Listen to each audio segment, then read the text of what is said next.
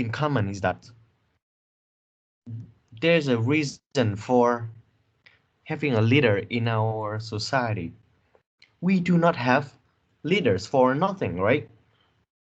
And from the clips that we've seen in the previous class, we know that the leader or like the society that we are living has a purpose. So what is that purpose? So we are individuals as a social animal, right? We are social animals. So we connect to survive and to fight against the outside world, right? So we will fight against the outside forces.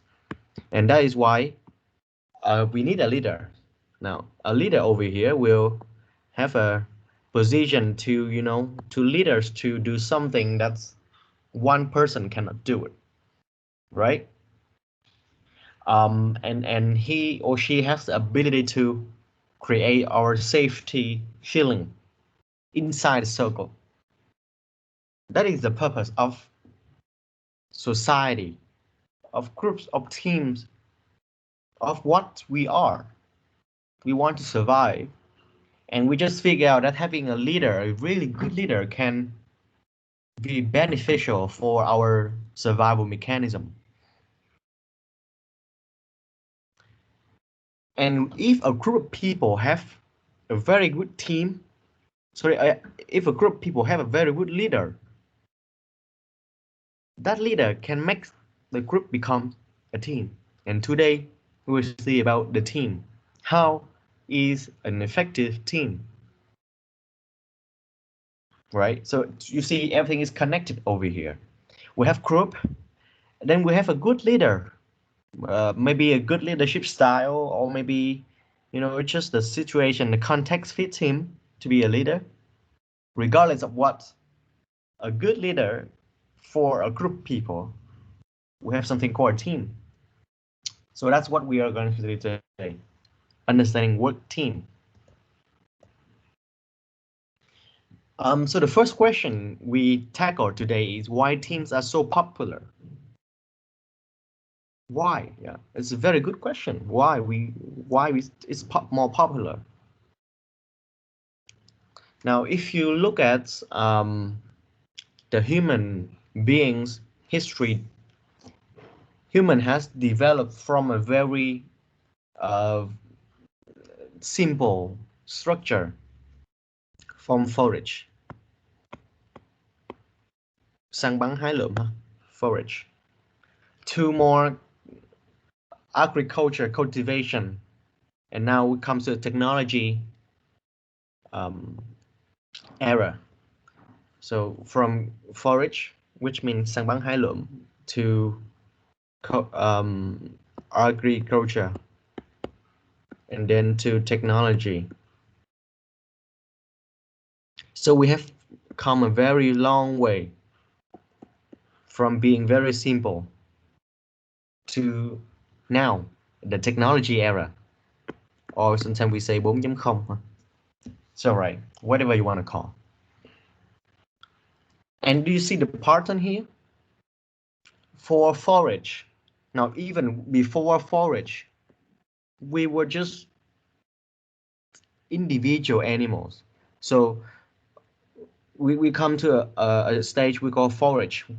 So we kind of cooperate with people and fight for the food, right? So one people cannot hunt down an elephant. We need like 2, 3, or to a dozen of human beings for hunting down an elephant. That is forage.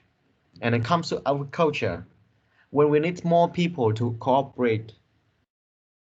And then it's come to a technology era where with only one person cannot handle all of those complexity of technology.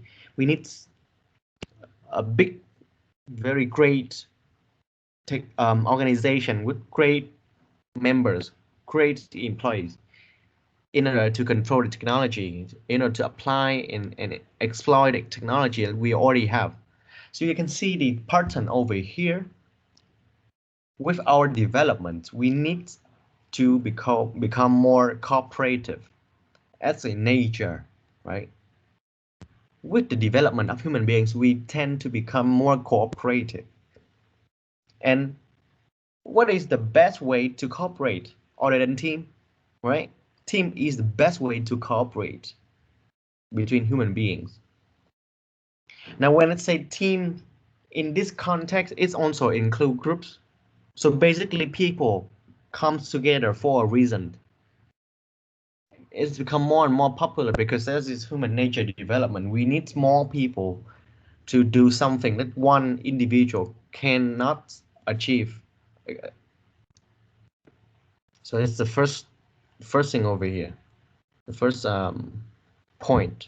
Teams can achieve feats an individual could never accomplish, right? Something that one person cannot do. Teams are flexible and responsive to change events. They can quickly assemble and deploy, refocus, and disband. Effective means to democratize organization and increase employee involvement. So a lot of benefits for having a team at the moment in modern eras.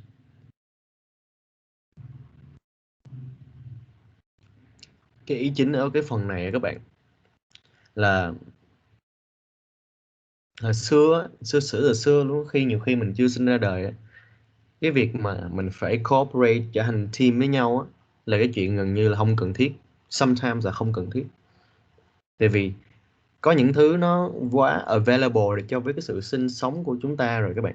Ví dụ như bây giờ sự tồn tại một con người nó sẽ yêu cầu là ăn uống, đúng không ạ, rồi sinh hoạt, đúng không ạ? Thì ví dụ như cái chuyện ăn uống đi, chỉ cần các bạn một mình các bạn cũng có thể ăn uống được, các bạn có thể trồng trọt một mình được, các bạn có thể canh tác một mình được. Tuy nhiên á, với cái xã hội hiện tại, cái chuyện mà các bạn làm một mình để ăn uống đôi khi nó là một vấn đề khó rồi. Bạn không thể mà một mình mà các bạn có thể ăn được, mà các bạn phải làm việc chung với là những cái người khác để tạo ra đồ ăn của cải. Hồi xưa các bạn chỉ cần đi ra vườn, các bạn hái một cái trái gì đó là các bạn ăn, các bạn chả cần phải hợp tác với ai hết. Nhưng bây giờ càng ngày khan hiếm hơn, đô thị hóa hơn, thì để có một cái đồ ăn thì các bạn phải có một công việc đó, các bạn phải làm việc với những cái người khác, làm việc trong những cái team, và các bạn được trả lương, và các bạn dùng cái lương để các bạn mua cái trái đó. Thay vì hồi trước các bạn chỉ cần ra ngoài vườn các bạn hái là có, thì bây giờ buộc phải cooperate, phải làm việc trong team, trong nhóm để các bạn có thể có được cái kết quả tương tự. Thì cái ý chính ở đây là team become more and more popular là như vậy.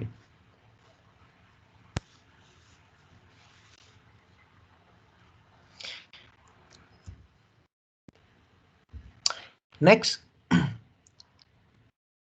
work team and work groups. Now we come to identify the differences between group and teams. We studied group before. Remember what we have in groups? I always remind you, when it comes to group, something you have to remember. Group have something called norms, and then it have something called conformity, right? There's no people controlling groups. When it comes to team, there is something called leader. The leader.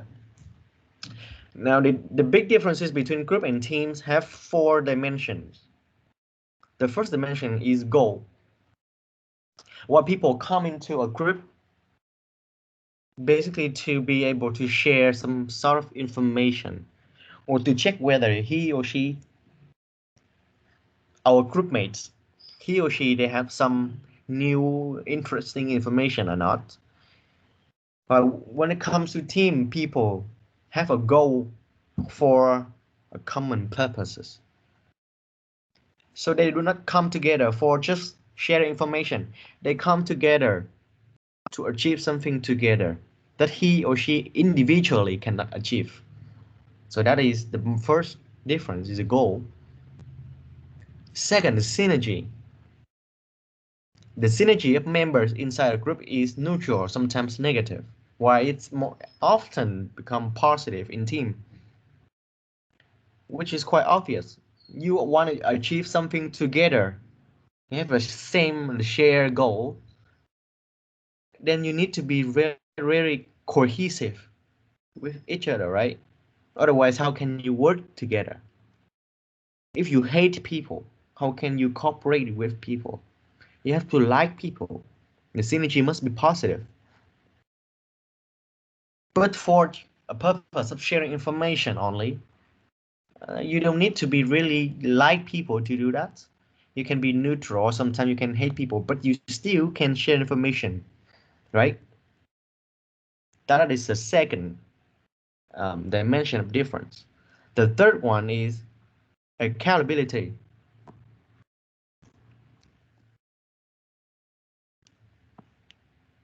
Accountability can be understood as responsibility. Now, when in a group, your own responsibility is your own responsibility. There's nothing connect with other people. But in working teams, your own responsibility have some mutual influence on other people. Because if you do not accomplish your part, then probably that's the other people will not be able to finish their task. Now think of an assembly line, okay? And this is A,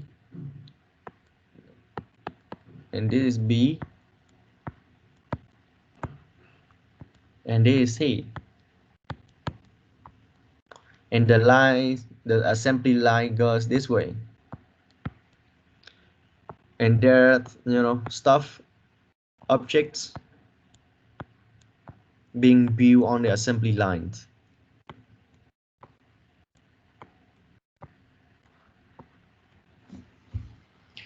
So you can see from A to B, A is responsible for doing something, for doing this, let's say this circle, this body, and then B place the, let's say the head on the body and the C with the hands. So imagine they are assembly puppies or, some toy, right? So the responsibility of the staff A is individual first. However, it is also mutual, because if A fail to do, then how can B finish his task, right? If A does not have finished bodies over here, how can B put the heads on the body of the puppies, of a toy, for example? So you can understand that responsibility or accountability is both individual and mutual. The last one is about the skill. The skill of members, right? It's not the skill of team. The skill of members in the work groups, they are often random and varied. So it's quite different from work team. The skills of the people inside a team are often complementary. Okay. So you can understand complementary here. In this case is Mr. A has a specific skill for A, and it complements the skill of Mr. B, and the same B skill is complementary to Mr. C. So they are working as a team to complement to each other ability. All right. To understand this point, one thing I want to illustrate.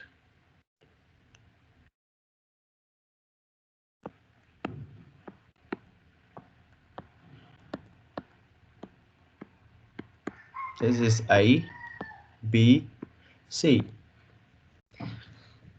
And they're also working on building this one. This is the final product. This is the final product of a búp bê tiếng Anh là gì các bạn? Just forget the words. It's not puppies, right? Puppies is like a small dog, a dog, right? write a doll. Let's say, thank you, thank you. Sometimes my English sucks. It's all right. So let's say they are supposed to build the dolls, um, which is not really good over here, but just suppose this is a dolls, right? So for this is a teamwork. A teamwork in the way that A, B, and C, they complement on the abilities of people. And A, here's a group. Now on the top is a team, on the bottom it is a group work. A, each A, B, and C individually are simply the doll. All right, so they all do the same thing.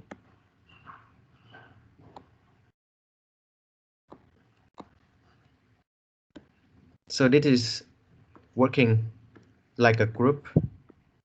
There's no cooperation. They do things same. Now, a bit further information. Usually when people work in group, the skill of people are random and varied, which means that A can produce like 8 pieces of dough per hour. B can produce, let's say, 5. And C can produce 6. That is, in total, this group A, B, C can produce 19, right? Now, for a team, because A focuses on his own specialty, his own skill, he is very good at making A. It's making the head of the dough, and he can produce like up to 15 heads per hour. And B can produce 19 and C can produce 21, for example.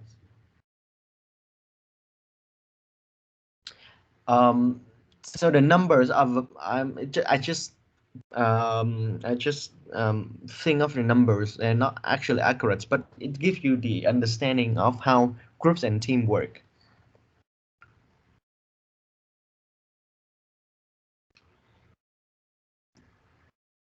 So that this is an example to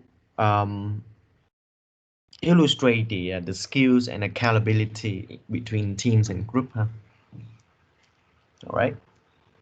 So I have covered the differences between group work and teamwork already. Are you with me so far?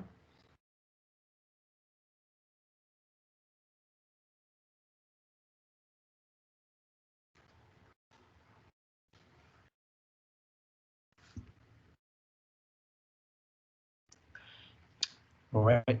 Thank you for your responses. Um, I do mess up with my drawings, but I hope that you will not mind. Now, we have 4 types of teams. We might have more types of team, but those are the most popular types of teams that we have. We have problem-solving team, we have self-managed team, cross-functional team, and virtual team. So 4 type, 1, 2, 3, no, 3 and 4. Now for problem solving, the name is quite straightforward. We solve problems.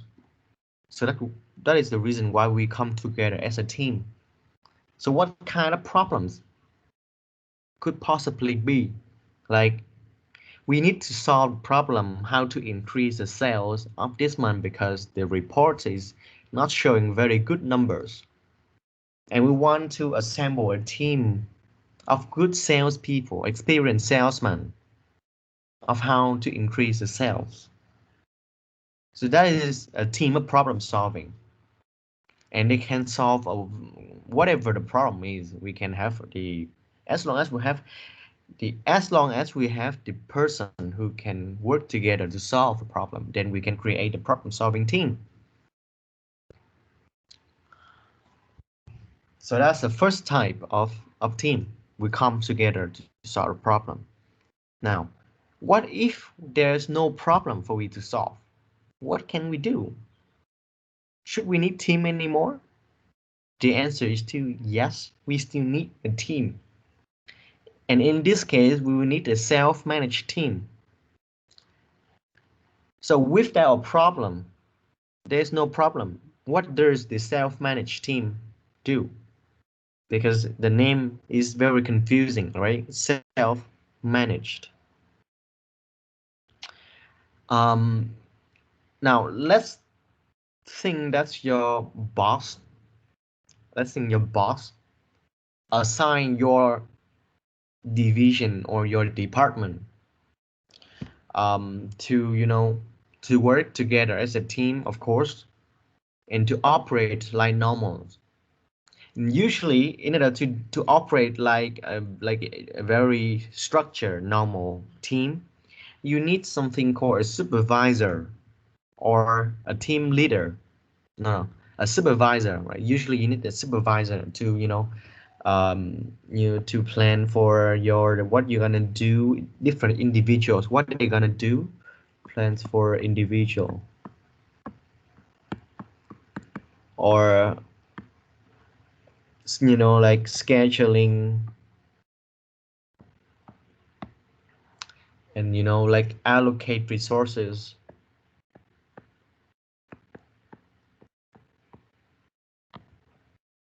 So those are the very administrative things that a supervisors will do for a team.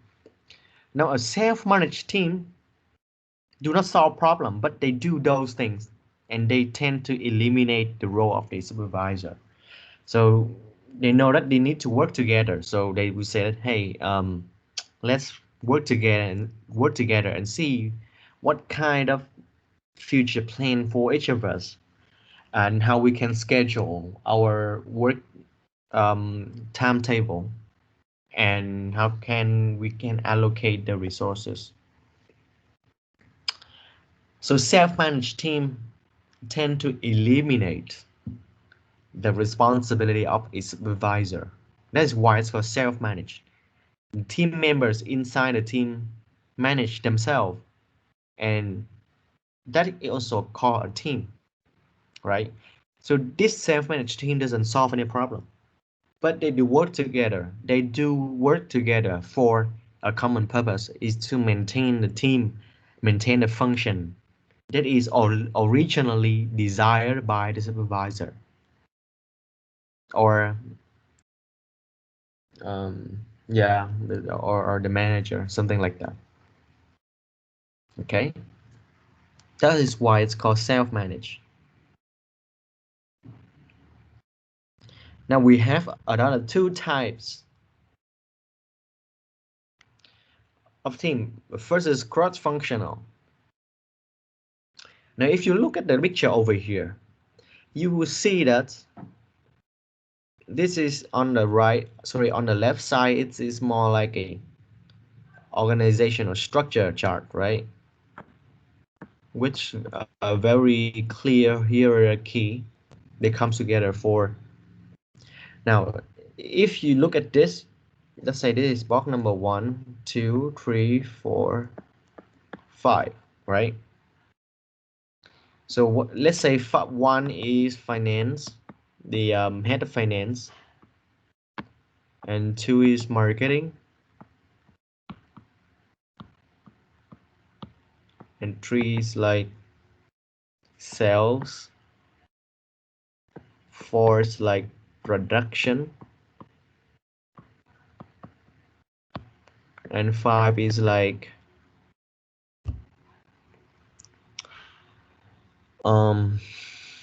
what can another department be in a generic company you can think of? Finance, marketing, sales, production. It's a human resource. Okay, so those are like 5 departments, and below those 5 departments we have like subdivision and things like that. a cross-functional team consists of the people they are at the same hierarchical level. So in this case, for example, we have the head of finance, head of marketing, head of sales, head of production, head of HR will come together and create a cross-functional team.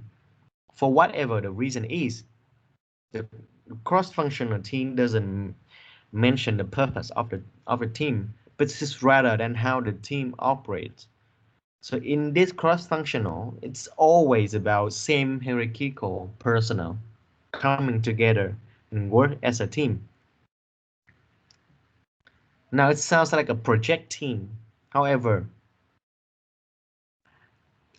because of the same hierarchical level thing, people are same on the same height. There's no, big boss and there's no followers over here.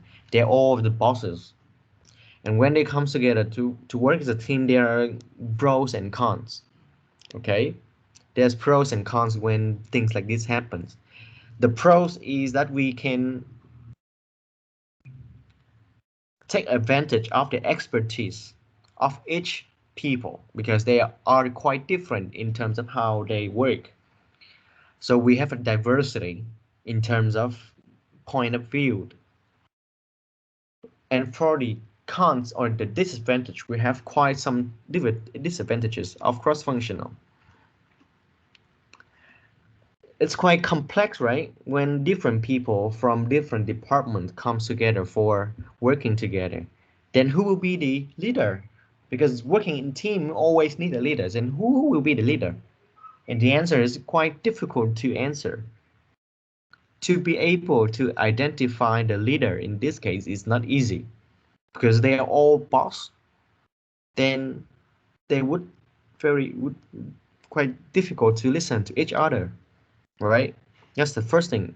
Identifying a leader is quite difficult. Second, because they come from a very diverse background, make them work together, speak the same language, can be different, can be difficult. And it takes time for those people with different background to get used to each other and the development stage of this cross-functional team seems to take longer than normal. All right. Those are things that you need to remember when you want to create a cross-functional team. First, understand that for those people to find a leader is going to be challenging. And second, it's going to take quite a long time for people to plan into each other as a normal team. Now, the last team that's emerged and it's become more and more important nowadays in the COVID-19 situation is called virtual team. Now, for virtual team, I think it's quite obvious and straightforward in terms of how it works, right? So we work virtually online via tools like Microsoft Teams, as we are doing right now.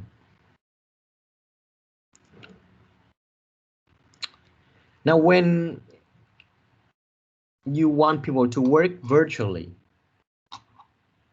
I want to ask, what is your opinion when you are forced to work virtually?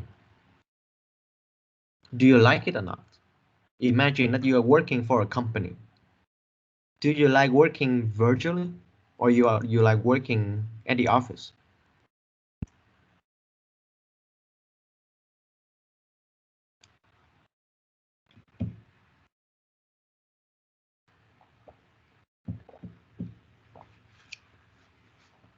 Now, for most of people who have been working before, working virtually, working at home, thank you, saying for answer. For people who have been working, right? So people have working experience so far. When they are offered to work at home virtually, not a lot of people like that. Even though working at home create a the easy way of working. There's no really clear supervision from people, which is very, flexible to work. However, not a lot of people enjoy working at home because they find that it's quite distracting than work at home sometimes. Their children can be very annoying, for example. So working at home is a way, but it's not always a best way, right? Now, if you are a manager or the leaders, and when you create a virtual team, there's three things you need to remember when it comes to virtual team. The first, because people work virtually and they do not see face to face, you need to build a trust, right? Without trust, people will not be able to work virtually very well. So build a trust climate of your team. The second thing about the virtual team is that you need to monitor.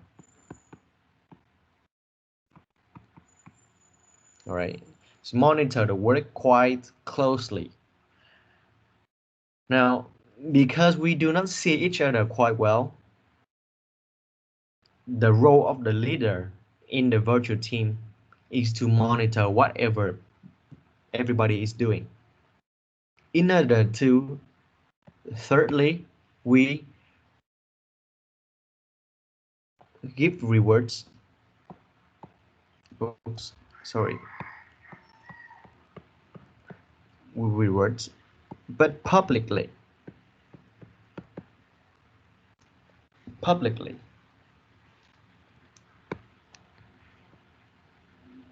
So that's the three things you want to do if you're a leader of virtual team. Build a trust climate. You monitor the activities quite closely so that people are not, running away from the task. And then if you have the monitor data, people doing something, you can reward people, but reward people publicly. So that's the virtual team are not invisible, right? We're working virtually means we're working quite invisibly, and if you do not reward or announce something publicly, then it's basically a invisible working team, not virtual. All right. So those are the four common types of team that we usually see in the market. Now let's come to how can we create an effective team regardless of the type or the form of the team we are working. So there are three components: CCP, context, composition, and process. So there are quite a few points over here, right? There are quite a few points over here. So we will look at each, let's say each box is dimension to see what we can do with each of the points over there to make the film more effective. The first is team context, right? CCP, remember? Context, composition, and process. Sorry. The first C, the context. The context refers to what factors determine whether teams are successful. So adequate resources, leadership structure, climate of trust, and performance evaluation and rewards. We'll go into deeper, huh? Sorry. Adequate resources are quite straightforward. If you do not give enough resources for a team to operate, how can they operate successfully, right? Imagine a team of firefighter. Okay. Firefighter is a team that is very significant because they always need to work in team. They cannot work individually because of the nature of the job. So those firefighters, what can they do if they are not given enough of equipment to fight back the fire, right? If you do not give enough or adequate resources, people will get frustrated. Like, how can we do what we are supposed to do as a team? So the first thing in terms of context is to give people adequate resources. Otherwise, do not make people a team. If you make people a team, give people enough resources. First thing. A second, leadership and structure. Now, if you put people into a team, make sure that the team has some sort of leader. All right. Do not let the team operate individually. If you put people into a team,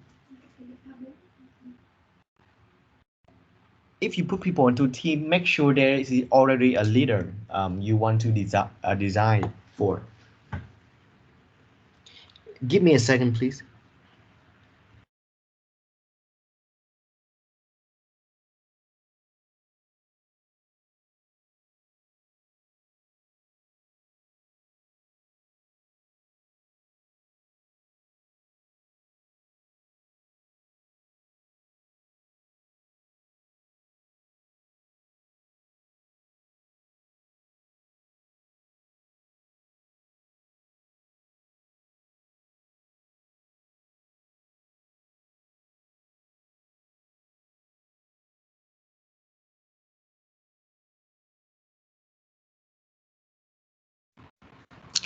Okay, I'm back. Thank you for your time.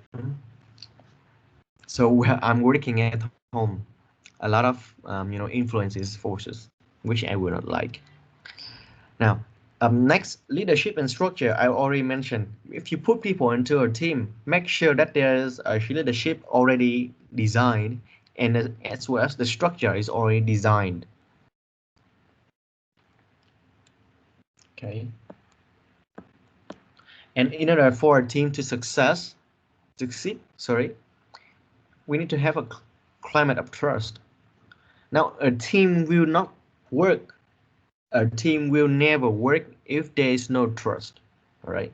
So build up the climate of trust first.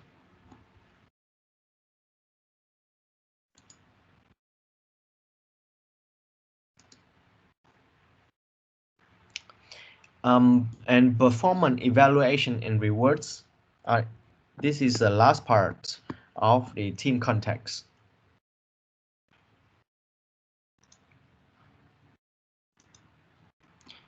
Now, one of the things that we usually forget when we work in a team is that people need to be rewarded just like every other groups. All right. People want to feel deserved for whatever they perform. So when you create a team, not only you need to create the leadership, the structure, the trust, but also the how can you evaluate the performance of the members in that, and how you will reward the performance respectively. All right. If you create a team with all of those factors, but the rewards and the performance evaluation is like, people will get really pissed off, right? So I work for you, I have trust for you, but you do not reward me um, as what I perform. I believe it's too low. I believe I deserve more than what this rewards you give me. So those are the things that you need to prepare for a team for it to succeed. That's team context. Now let's come to team composition. How should teams be staffed? It's about the people inside a team. And when we say about people inside a team, there will be two types of people. All right. Inside a team, there will be a leader and a follower.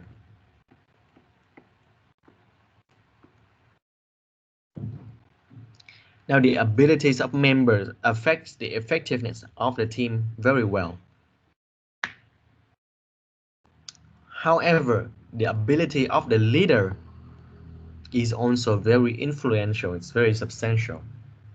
Now, a very smart and proactive leader can cover for the not so smart followers or members, right?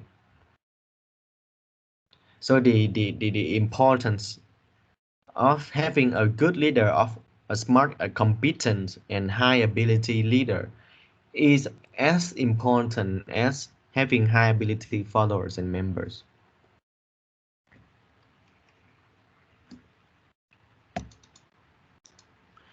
Now, personality.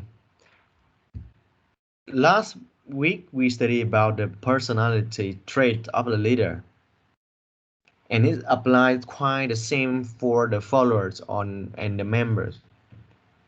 For the team members, the personality will influence the effectiveness of the team as well. So if you remember the ocean, we have 4 team leaders, right? For the leader, we need openness to experience, we need conscientiousness, and we agreeableness, right? No, it's not at all. In fact, extraversion. To predict a leader, we need the extraversion, openness, conscientiousness, and agreeableness. Now, for the followers or for the members, you also need some kinds of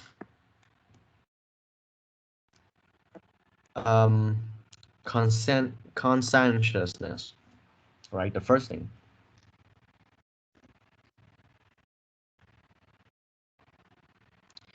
And we also need to have, in terms of ocean, the openness experience is also part of the indicator of effective team.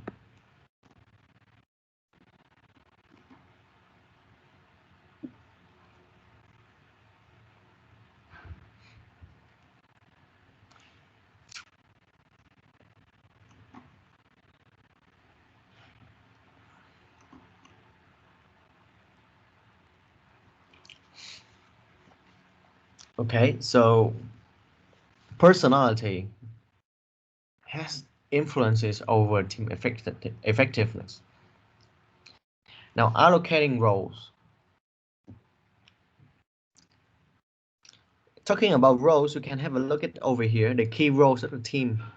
So we can have 1, 2, 3, 4, 5, 6, 7, 8, 9. So here we have 9 roles of teams that can possibly be. Now, you want to have the people, the members that can cover the roles. Each can cover 1 role, or 1 people can cover many roles. All right, 1 person can handle many roles rather than many people is handling 1 role.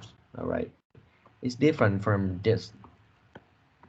This one we don't want it to happen. No, right? We want each person handling 1 role or 1 person handling many roles.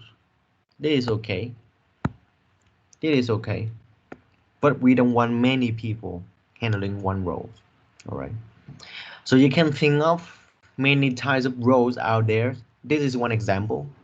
9 roles in a team, and you want to allocate people, or you want to recruit people, you want to manage people in a way that 1 people handling 1 role. All right. So allocating roles. And for people inside our team who we call members, we need diversity as well. Now, We cannot run away from diversity, guys. Diversity is something we need to accept. But diversity is also a good thing, right? We already know that diversity can create conflicts sometimes.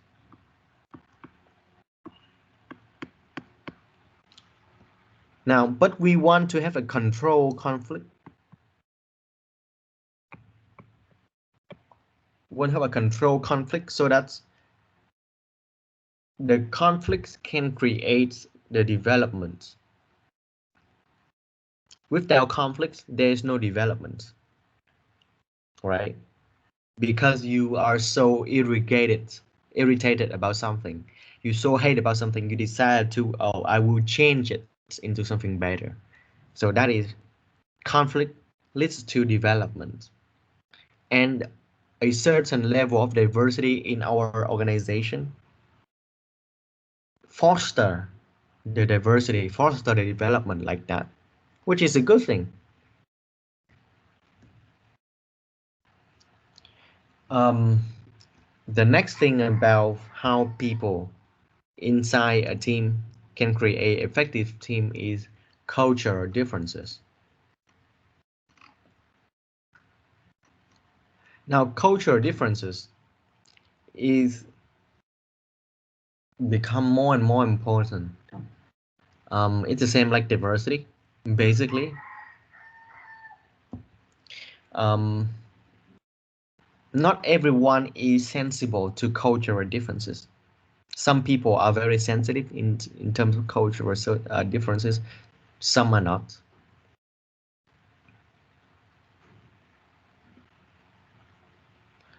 Um, but as a manager or a team leader, you need to be very careful with the cultural differences because it will create some, you know, some ups and downs, some differences in terms of how the team will perform.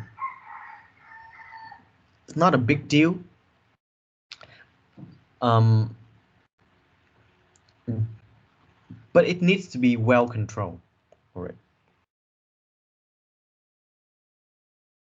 Now the size of the teams also matter, and usually they say that from 9 to 10 is like the optimal size of a team to operate, right? So 9 to 10 is small, is a small team, but it is also quite optimal for a team to operate.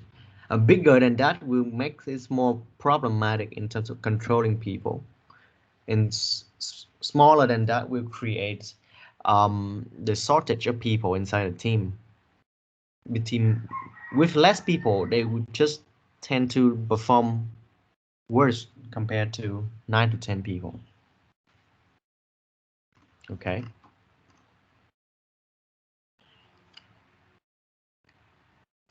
And last, in order to make a team effective, you need to be aware of member preferences, which means that not everyone is a team player in a team, right?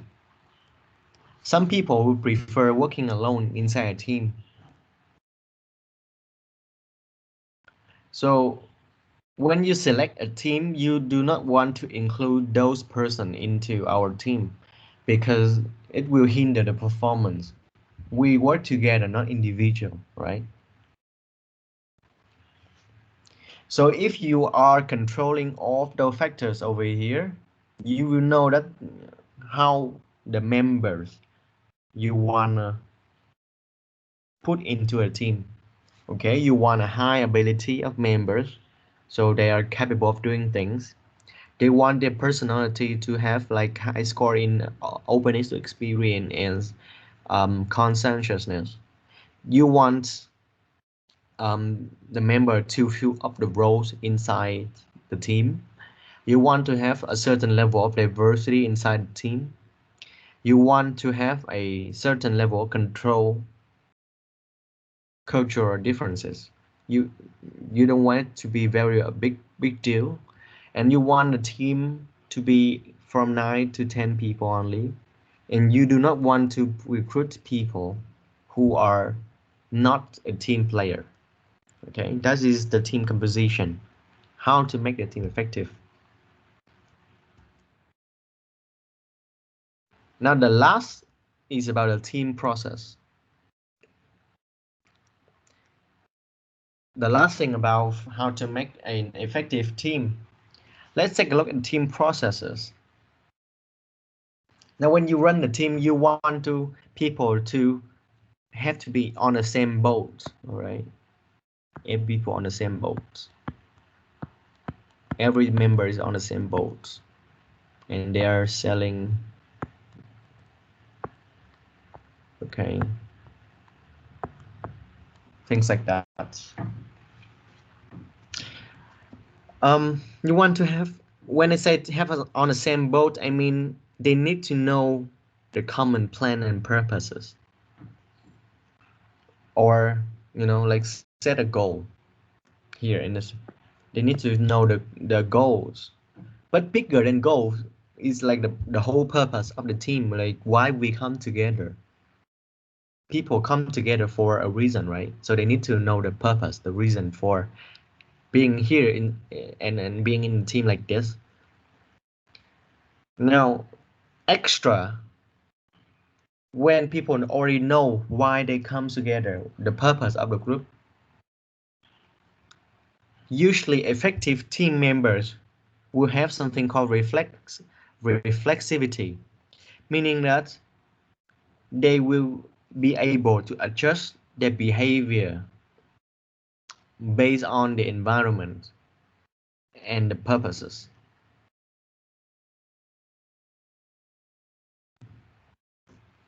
So they adjust their purpose when necessary. We put people together for a common purpose. However, the reflexivity happens when you adjust the purpose, the common plan, according to the situation. When there's a necessary. So adapt. Let's say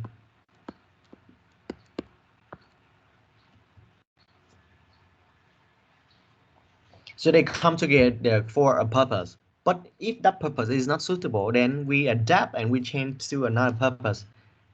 Uh, so that is called reflexivity, right?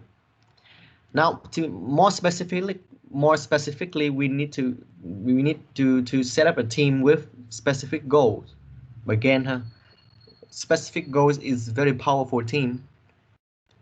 Is a powerful tool to control people. The goal should be specific, achievable, and challenging enough. Remember? Now, we have some new terminology over here. Team efficacy.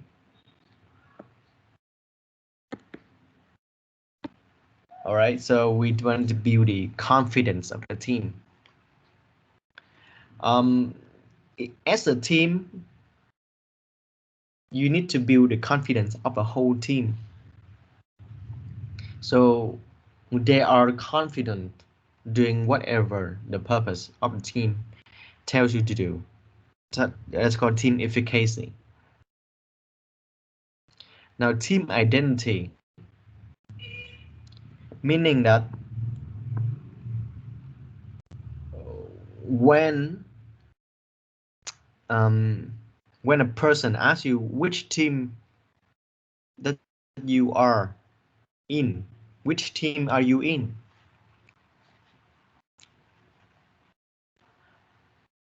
You will be confident to say that I'm in the team A because you are identify yourself with this team A. That's called team identity. A high team identity will make the team member so proud to be inside the team because they are not individuals anymore, but they are the member of a team. That is high team identity. A low team identity will not give people that sense of belongingness. Okay, the sense of belongingness.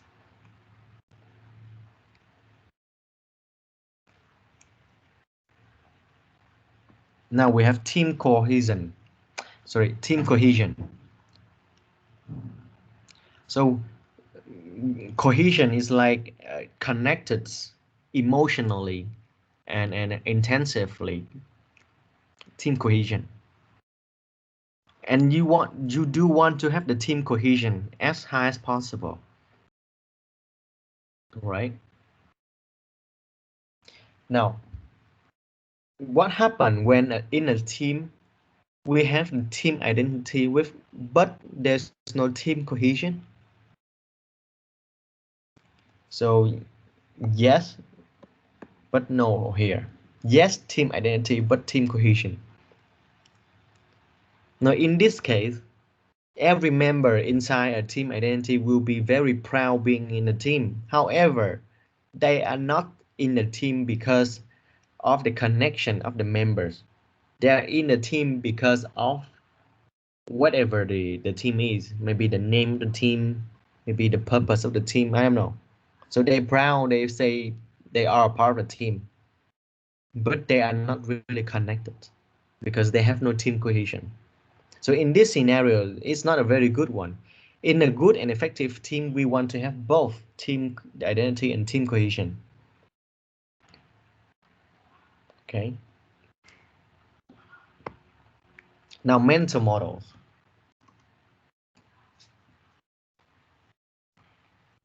The mental model is how people all agree in working towards the goal. Okay. Or it's a team members' knowledge and belief about how the work gets done by the team. So it's about understand and belief. If every individual inside the team remember assembly lines, um, example, the team consists of A, B, C employee.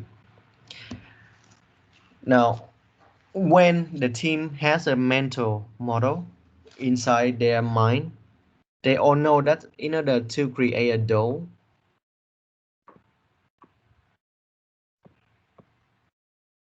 this is how it should be done from A to B to C. That is mental model. People all agree on the process of how to get things done, how to get the goal done from A to B to C. And you want the mental model to happen inside every members of the team. They all agree on how to get things done as a team. Now, in some situation, in some like problematic, like crisis area, crisis situation, sometimes a mental model is not exist anymore inside the team. Different people will think of different way to work, so the mental model disappear. However, we want to keep the mental models um, consistent and similar between the employees. The conflict level. Okay, it's coming to the end of the class today.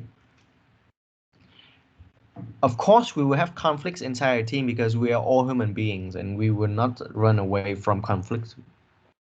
However, you want to keep the conflict at the non-personal level, all right?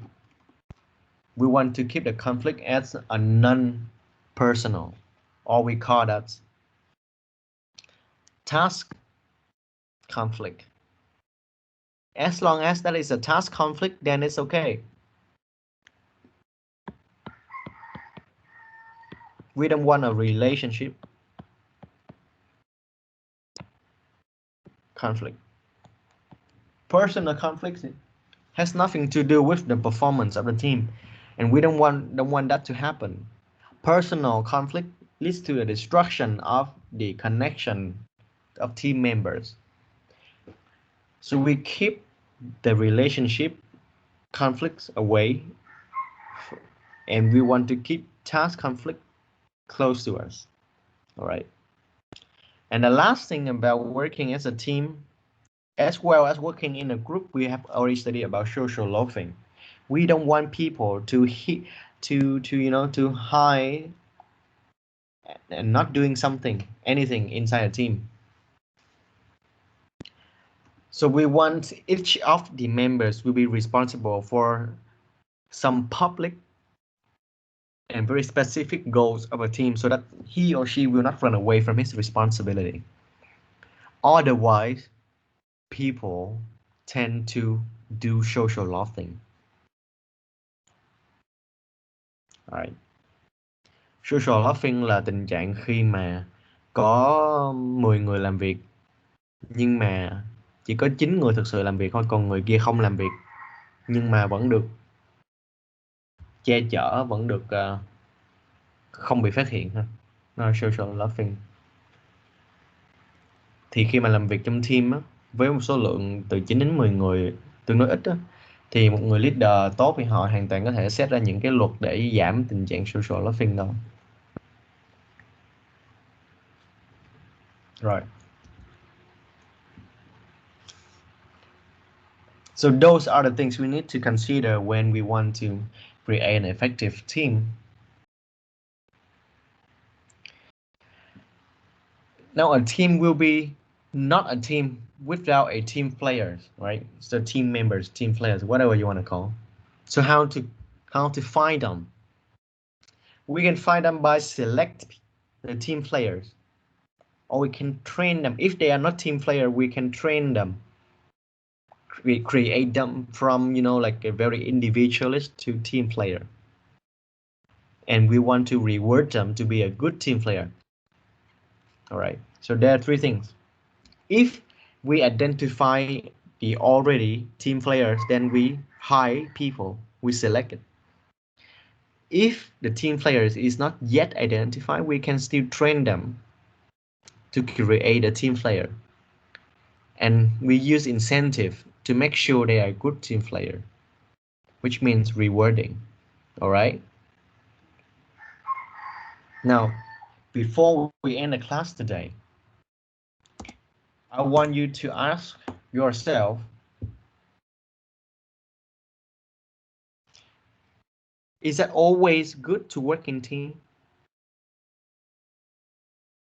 People tend to overuse team. As a matter of fact, there's problems that can solve individually quite effectively, more effectively than working in team. But it just sometimes we just overuse team. So before we create a team or we want to manage a team, ask yourself, can the work be done better by one person? Does the work create a common goal or a purpose?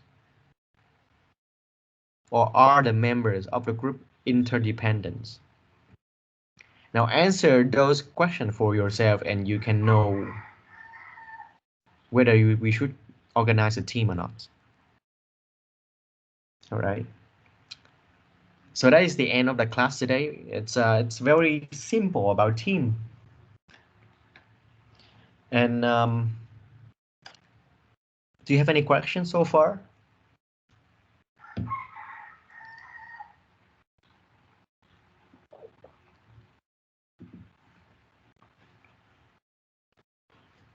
So let's wrap it up.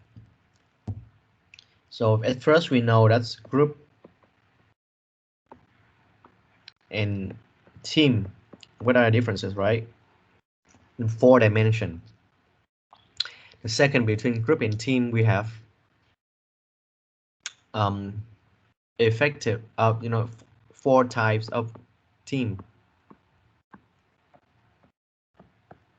right? And then after we know different types of team, we know how to make an effective team.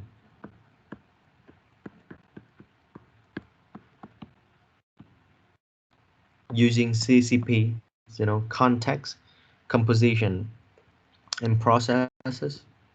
And last, should we need a team or not? Team player. We can create team player. We can train Then we can select, we can hire, or we can give in incentive to make them a good team player. And cuối cùng là mình có cần có team hay không. So that's it. That is the things we study about team today. So if you do not have any question, then let's end the class here. And enjoy your weekend, because this is the Friday already. And see you next week.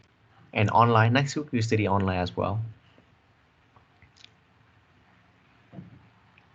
Bye bye.